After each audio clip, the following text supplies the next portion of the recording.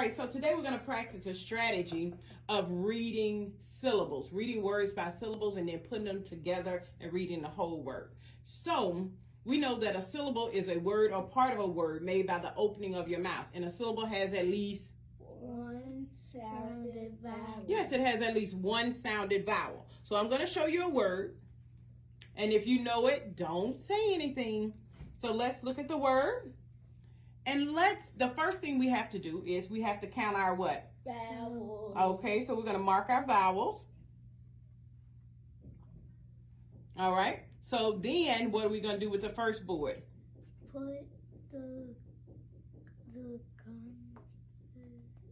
the vowels. So you write the first vowel on the first board.